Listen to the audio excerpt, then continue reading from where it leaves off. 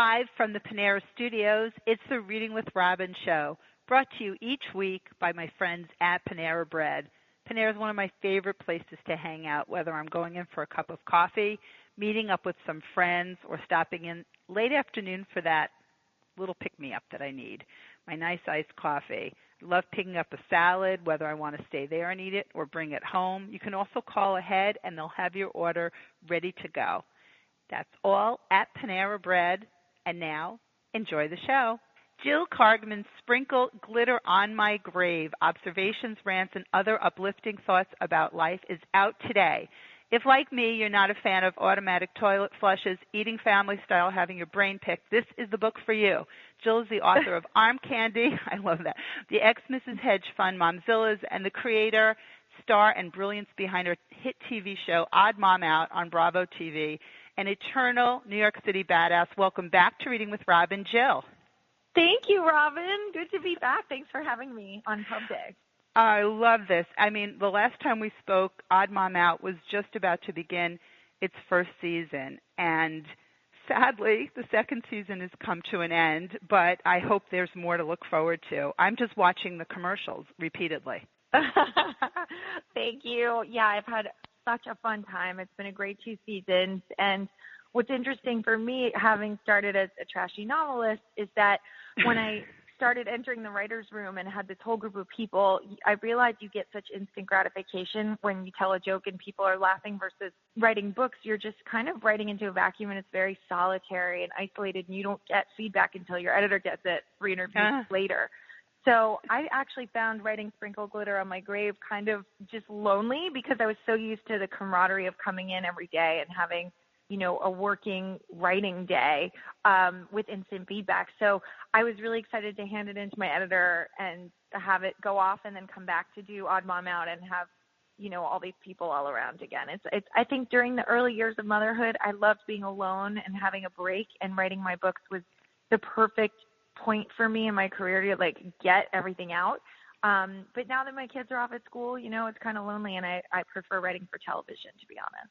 Well, I can imagine that writer's room has got to be one, I mean, just hilarious. It's smart. The writing is sharp. It's one of these shows where just not 1 second is don't want to miss. You can't even blink, because everything, it's just rapid fire awesomeness. And I sometimes will rewind and go, what did she say? What word is that? And in this book, and I'm on the phone, is Jill Kargman, and we're talking about a brand new book, Sprinkle Glitter on My Grave. Same thing with the writing. I mean, it's your writing, so obviously, but I reread so many things and dog-eared this book.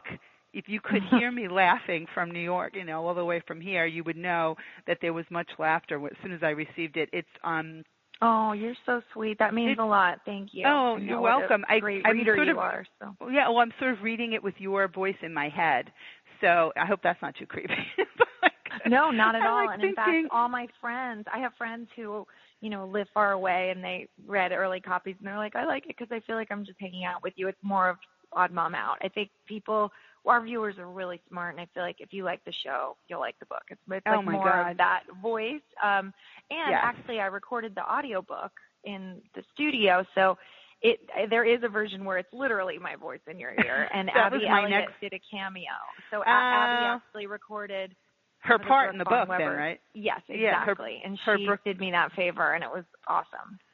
Well, was going to be my next question, because I saw that it's out in audio book, and I was hoping that it would be your voice. And the part where Brooke Von Weber does her cameo in the book, which is so clever. I mean, there's just when I think, like, what else can she put in here? Because you've got your drawings, which are adorable. And thank you. I think they're doodles. Okay, You're they're doodles. elevating me to an artist level, which I'm not. Well, to me, they're drawings. They're brilliant. And actually, in this book, one of the sections about Fashion Week, WEAK, talks about the drawings that you were commissioned to do. And we won't give too much away about what happens, but did you take a photograph of the drawings before something happens to them? I took a couple, but it was all chalk. It was like that blackboard paint that you can then do chalk. So they were very kind of ephemeral. And when everything went down and all the drama, I basically just was ripshit and stormed out, and so I didn't get to like do proper photographs of them, but they're all in my head, and I was gonna try to recreate them for the book, and then I kind of just liked it to be in people's heads. It was actually a decision to not redraw them and have just the descriptions and let people come up with it in their head. Well, I'm so glad that you included it. I'm not happy with what happened with the story, and people have to read it. And you can also visit JillKargman.com and find her on Facebook, on Twitter, on Instagram. Hilarious. I just don't like to miss anything that you're talking about, from, like I said, rewatching the commercials to the Diners and Donuts. Yeah, those were really fun. Those are hysterical. Just all of it. I mean, your take on things and the humor with which you have to. I mean, it's a similar sensibility, and your viewers are. I can tell from what people are tweeting and reposting. It's a really smart audience, and you're reaching them with the books, with the TV show, with all of your books. I mean, I'm a huge fan. And again, Jill Kargman is on the phone. Her brand new book is out today. It's called Sprinkle Glitter on My Grave: Observations, Rants, and Other Uplifting Thoughts About Life. The title is too perfect. Talk about that. You talk about it in the book, but share that with the audience. Well, I can't actually take credit for the title because my daughter Ivy came up with it. I sadly lost my beloved aunt very tragically in a fluke during her 50th birthday colonoscopy.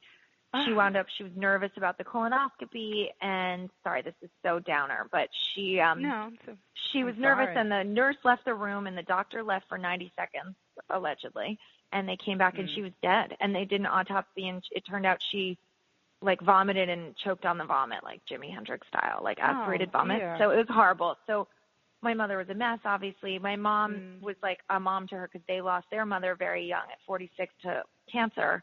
And my mom kind of helped raise her because they were 13 years apart. So my mother was shocked and devastated. And we went to the funeral. And it was in January of, not this last year, but the one before. And my oldest and my youngest did not want to go. So they came to the funeral, but they didn't want to go to the cemetery in Queens. And my middle daughter, who is like Wednesday Addams fully, she's kind of morbid. And she said, I want to come. And I said, Ivy, it's 20 degrees out. You don't want to schlep to Queens to the grave site. And she's like, I'm coming. So she came with us in her little coat, and we were putting flowers on the grave, and she said, I don't like that flowers are on these graves because the flowers are going to die, and that's even more depressing. And I said, well, I guess you have a point. I mean, it's sort of a tradition. You put flowers on the grave. She said, no, they die, and when you die, I'm going to sprinkle glitter on your grave because you're fabulous, and glitter's very hard to clean up. And so I was laughing so hard. And crying, it was just one of those like weird moments because I was so depressed. But then it was like, we have a very morbid family. Actually, we're kind of the Addams family. But I feel like it actually, the theme of the book, if there is one underlying thread that tethers all of the essays, it's that by being morbid, it's not that you're depressing or Debbie Downer. It's actually really life affirming. And I think my family lives life in a really good way. I mean, I don't know how different people quantify being successful in life, whether it's like financial or work or personal life, whatever, but I feel like just on a day-by-day basis, if you laugh a lot, and I don't mean like getting stoned and laughing all day, I just mean if you have a sense of humor and you filch the joy out of life every day, you appreciate everything. And I feel like I really appreciate my life. I feel like I pack a lot into my life every day. And, a lot of that comes from our morbid side and feeling like you can't take it with you. I grew up with parents who were obsessed with Dutch Vanitas paintings with all the jewels and wine and ephemera, flowers, food, and then a skull. Like you can't take it with you. It's this reminder that everything is these earthly momentary treasures and ephemera. And I think that, my house has a lot of skull paintings and skulls, and sometimes people think there's a chapter in the book where I talk about Sadie's friend sleeping over Sig. Yeah, wait, the kid winds up in bed with you and you're in bed with us, cuddling us, terrified of like Amy and her skull. Yeah. And I gave her a little tour of all the skeletons, and we named some of them, and she was so cute. And I got it. Like, if you grow up in a house with cabbage roses and flowers and paintings of horses or something, of course my house is going to seem haunted to you. But But I really like it. I feel like I have a collection of hourglasses that are super cool. I feel like my I love kids, that. Yeah. I think my kids are really happy kids, and a lot of it comes from like this darkness. It makes perfect sense, Jill, though. And on the phone, I'm speaking with Jill Kargman, the Morticia of Odd Mom Out. I know you call yourself that a lot, and there is an essay that starts off with the Addams Family versus the Munsters. So clearly your TV connections and pop culture were so on the same page with everything from Grease to Miami Vice and the Smiths. I mean, I just, all of it. And I child really of the do. 80s. Absolutely, and I think that I'm older, but I still was sort of childish in the 80s, I suppose. But I'm still childlike. But I think that it absolutely all comes shining through, just this like soak up life and enjoy and embrace. And death is obviously a fact of life, so I think it's a healthier thing, really. And really, a lot of things really made me stop and think, and it does come shining through. And if people go to, I think it's the Bravo site, or go to Jill's Facebook page, Twitter, all of it, don't miss anything. But there is a little tour that you give of your home. You welcome everybody in, and it looks warm and cozy to me. I think it's right down to your pizza oven. One of the things that really touched me is in one of the chapters you mention something that my grandmother always said. Maybe it's a Yiddish thing that we translated differently, but can't dance at two weddings with one tuchus is in your book. My grandmother said you can only have your tushy in one place at one time. That's something so like funny. That. Same thing. And, talk about that and making choices and deciding how to spend your time, really. I really feel like people say yes too much and go to every opening of an envelope or feel obligated. And I'm constantly hearing friends say like, oh, I'm dreading, I have to go to such and such. I decided when I turned 35 that I was never going to say I'm dreading going to blank. Like I decided I had a really bad year that year, and I had melanoma tumor, and I had surgery at Sloan Kettering, and I had 3 kids under 5, and I was just drowning in my life at that point. And I had this like moment of clarity where I decided I was not going to be anywhere that I didn't want to be. And I feel so liberated. And I used to have this thing where, because I think I'm sort of a people pleaser, where you'd get invited to some store opening or benefit or something, and you could in New York fill your calendar 365 nights a year doing 3 stops a night if you accepted everything. Yes. And I used to say, I'm so sorry, I can't go, but it's my best friend's birthday, so I have to be with her. Like I was giving excuses. And then one day I'm like, no, who cares? It's none of anyone's business why I can't go. I just say, because also people got in that habit where, there's this great Amy Schumer skit, Amy Schumer Compliments, if you Google it. It's so funny where women are giving each other compliments and they're like, oh, please, I'm so fat, I'm so gross, I'm so this. Like no one can. And there was the same thing with RCTs where people would be like, why? What do you have? And we were like conditioned to give an excuse. And then I just started saying, thank you so much for the lovely invitation. Unfortunately, I'm unable to make it, Jill. Absolutely. I love that. Because who cares? Because, by the way, most of the time, I just want to be home with my kids. I'm not going anywhere, but I'm tired after 12 hours, and I do have like an hour commute to the village now from my son's school and everything. I mean, it's only one way, but, I'm really tired at the end of the day, and I just don't want to go to stuff.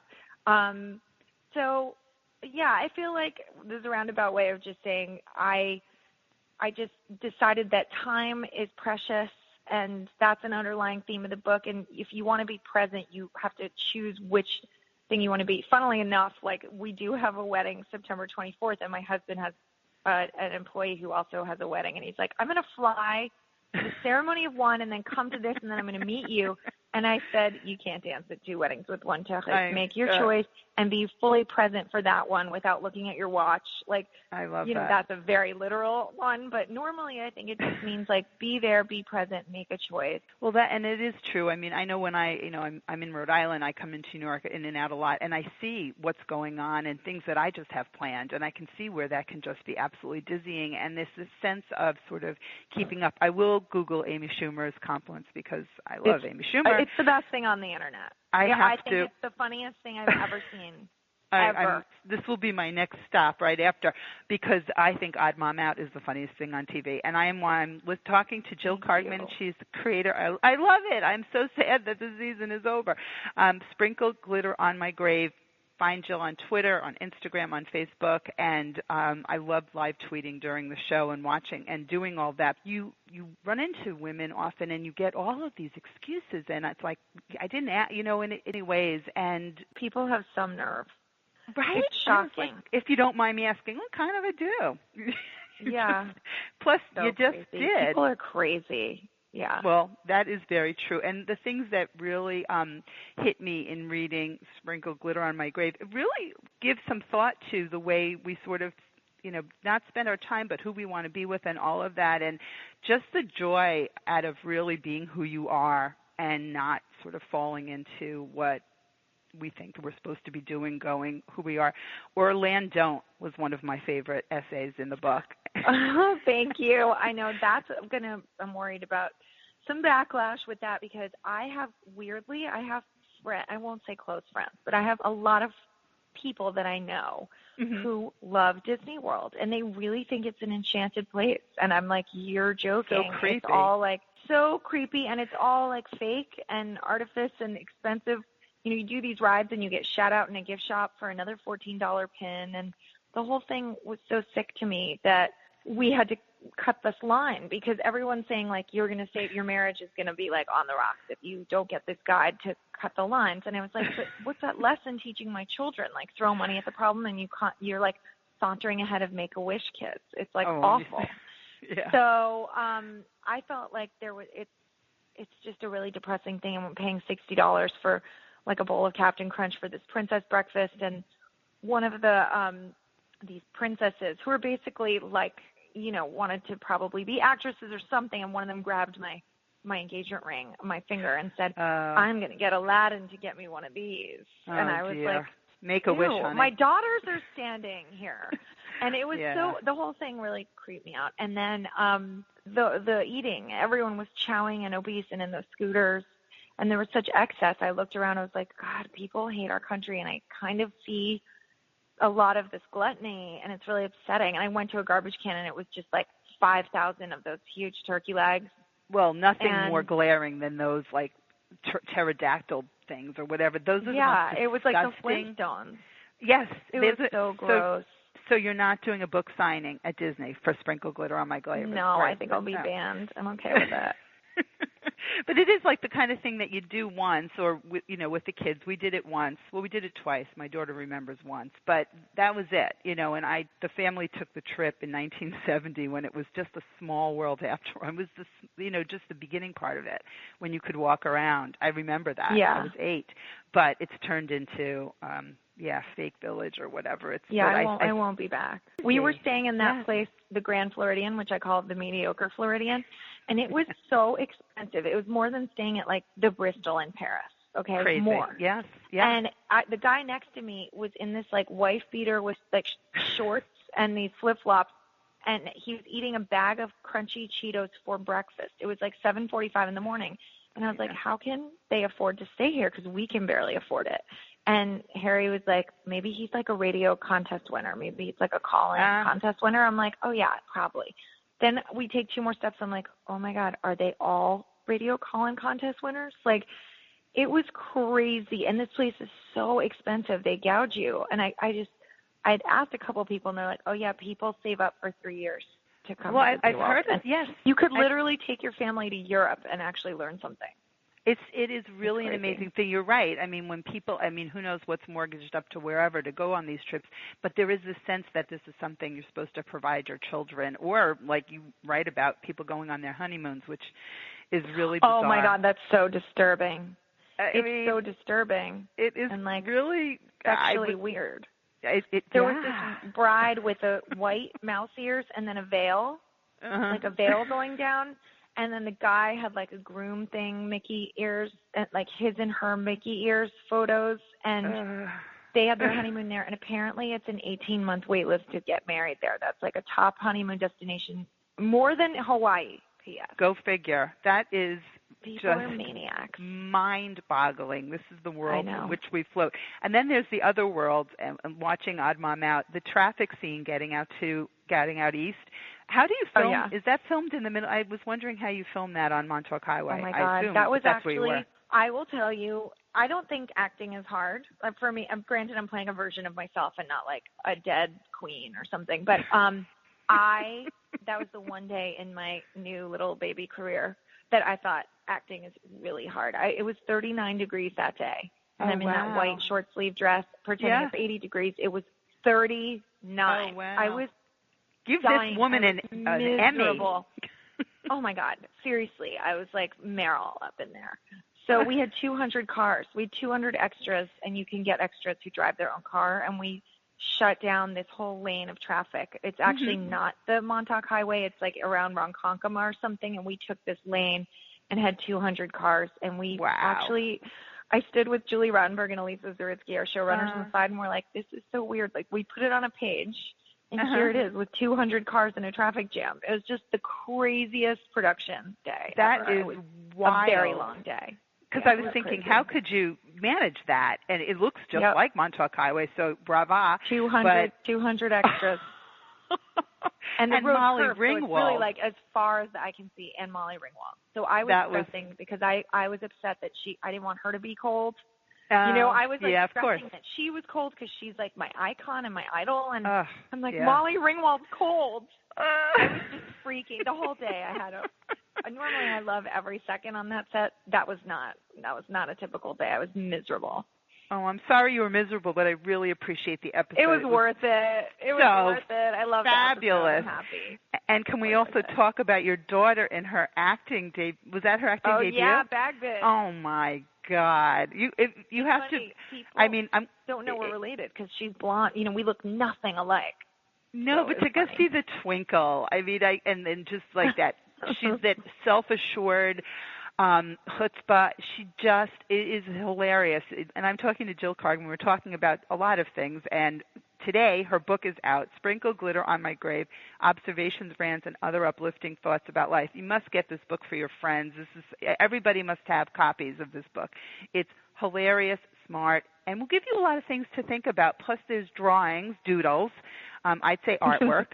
And we're also talking about Odd Mom Out, which has just wrapped its second season, and it's just, the show is entertaining and just hilarious, and there are so many references thrown in. There was one from Greece that you threw in there with the driving instructor, which I thought was hilarious, and just on point. And, I'm glad you picked up on that.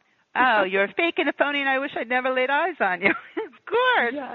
Of course, Jilly and KY Jilly. I don't know. You could have like a whole clothing line with these lines. They're just one funnier than the next. And this book is such a treat, and I'm so excited to be able to share it on Reading with Robin.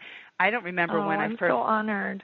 Oh, thank you. I remember, I don't know when I first saw that you were writing this book, and I'm sure I badgered your poor publicity team, but persistent, I think I've been called. But I was like, Jill's got a book out. Can't miss this book. There's so much to share with everybody, but I won't give it all away because I want them to read it. But the episode with your daughter. So she tried. Did I read that she actually tried out for that? She did. I mean, I feel like obviously she had pull because I wanted her to get the job, but I said if she sucks, she's not getting it. Like I really care about the show, and I want the show to be funny. Oh my but God. I know my kid. I would never set her up to fail. Like I knew that she's got it in her. I knew also we look nothing alike, so it wouldn't be distracting or anything. And she looked the part because it was this little overconfident tween blogger. And she happens to be 13, and the part's for a 13-year-old. So it worked out, and I thought it was really perfect. Cool. And she really looks up to Abby, and Abby's become a great friend and comes to our house a lot. And I think it's really good for young women to have a friend who's in the generation in between them and their moms. I have a lot of older friends who are between my moms and my age, and they've been incredible sources of comfort during tricky times and role models, and I really am so happy that they have their cute little friendship. And it just goes on. The show's hilarious. You're brilliant. I love your whole sense of family fun and just seizing every moment. You. and the Galifianakis. It's one after the other. I mean, how do you even stand yourself? You must just be like, this is hilarious. And how did you, for a final question on writing the book and coming up with the essays, was it sort of an ongoing project? How did you sort of line out how you wanted them to connect? Well, that's a great question, actually. I would say 80% of the book was all new, but between the seasons, I just wrote it because I was sort of wanted to write another essay collection, and I had a few articles that are republished for magazines. But once I met my editor, and I just love the team at Random House, and I felt great. like they didn't know if it would be unrealistic for me to bang out this book in 6 months. And I was like, you don't understand. I write, our scripts, TV shows are written so fast. I mean, we have basically 10 weeks to write a whole season. So to me, sitting down and doing a book and where I didn't even have a network to answer to, it was just my editor, was fine. Like 6 months felt like no problem at all. So I just sort of organized it the same way that I did Sometimes I Feel Like a Nut, my first I love that fiction book. We talked about that and one too, I remember, Yeah, and it's because I had that as sort of a skeletal structure, I was able to use that as a mental template and just sort of shit out this one. But it's really like breathing to me. I feel like I had so many notes anyway, but I just sort of put them all together. But it was really fun and really easy, and I think if you like the show, you'll like this because it's just another extension of if you love the show, you will love this. The book is insightful, funny, smart, and with a lot of heart, be they chrome hearts. And I want to thank you so much for all of this. JillKargman.com, Jill Kargman on Facebook, Twitter. Me even before I had a show. I always remember the people who supported me pre this because now, people are coming out of the woodwork because I guess people do that. But you've been a long-time supporter, so I'm really grateful. From the moment that we met, and my husband said when we did that Chicken Soup for the Soul event, exactly. Said, she is hilarious. I ran out and got Ex-Mrs. Hedge Fund, and I've just been writing along ever since because if you write it or star in it or think about it, I don't want to miss it. And thank you so much. We'll tell your husband thank you. Oh, you're welcome. Thank you, Jill.